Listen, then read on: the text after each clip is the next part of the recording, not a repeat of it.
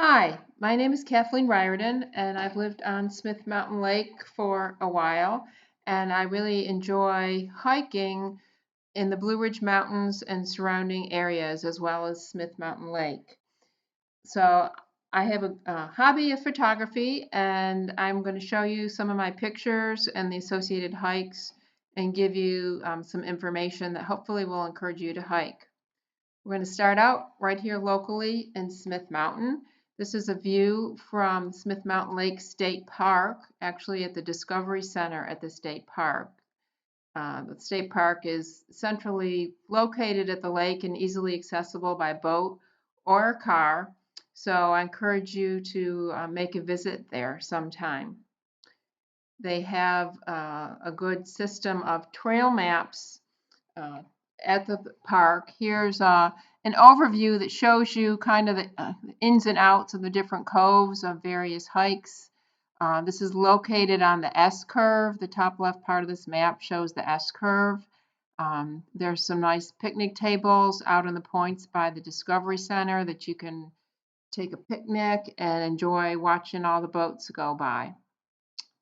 So the next hike is also local up Smith Mountain. Here's a view of Smith Mountain from Huddleston. The Smith Mountain hike that I'm going to describe actually starts in Pinhook and goes up the right side of this mountain view. To get to the hike, you go to Pinhook and find Smith Mountain Road, and you need to take Jasmine Road off of Smith Mountain Road.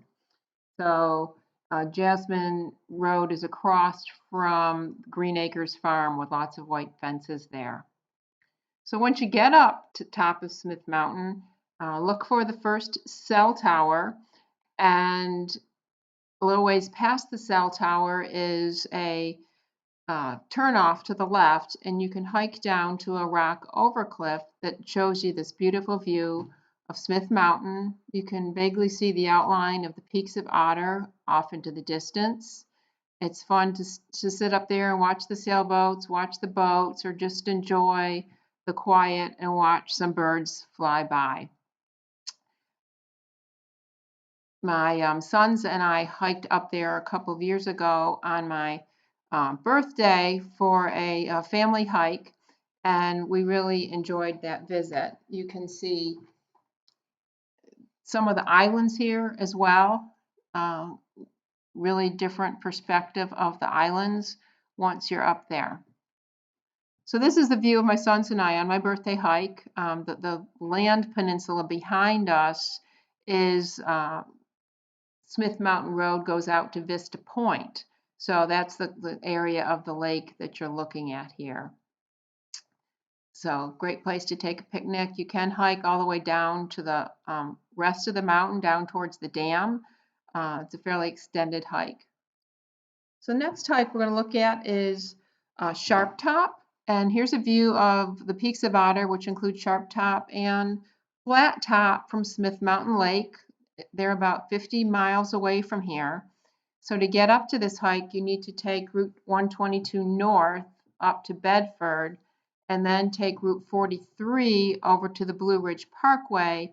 And at that intersection, you're pretty much right at the Peaks of Otter Lodge and the trailhead for the Sharp Top hike.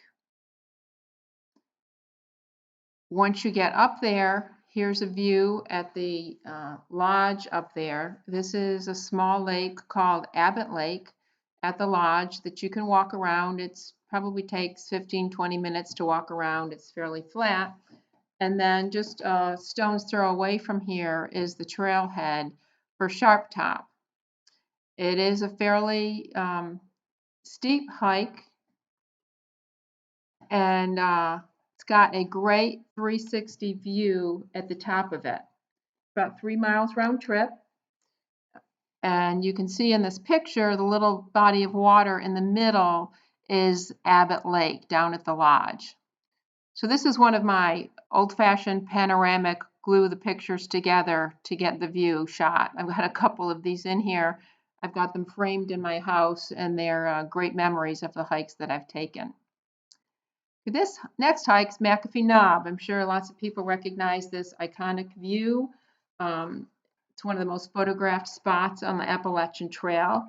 And it's a steady climb of about 700 feet and 4.5 miles to get to the knob from Virginia 311 parking area. It's a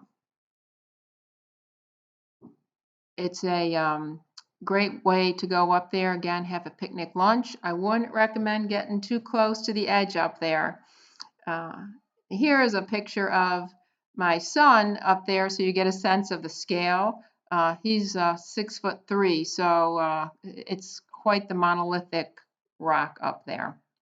Again, there's another one of my old-fashioned panoramic taped together views from the top of McAfee Knob. Some beautiful views up there. It's just really peaceful to sit and look at the valleys. This is one of my favorite hikes. It's called the Hayrock Carvin's Cove hike, and we're looking at the Carvin's Cove Reservoir for Roanoke. This is about a 2-mile hike up to the ridge line, and then you walk down the ridge line, and after a while start seeing these views of Carvin's Cove Reservoir. To get there, you go up Route 81 to Daleville and get off at exit 150, and there's pretty immediately there a park and ride lot. So you park there, and there's a guardrail in the lot, and the trail just starts right on the other side of the guardrail. So very accessible trail right off of I-81. It's pretty in the fall. It's pretty at sunset. Very quiet, peaceful place close to the city of Roanoke. This is the last hike I'm going to show today. This is the view from Dragon's Tooth. Dragon's Tooth is also up in the Catawba area down 311, a little bit past the McAfee Knob trailhead. This has a monolithic rock formation at the end of it called the Dragon's Tooth, and on that hike up there you can see these beautiful views of the Catawba Valley. It's about a 5.7-mile hike to do the Dragon's Tooth hike, but it's one of the, if you're a hiker, it's one of the great hikes to do in this area. So I hope you enjoyed this quick tour of hikes, and pick one out, go out, and have a great day hiking. Thank you very much.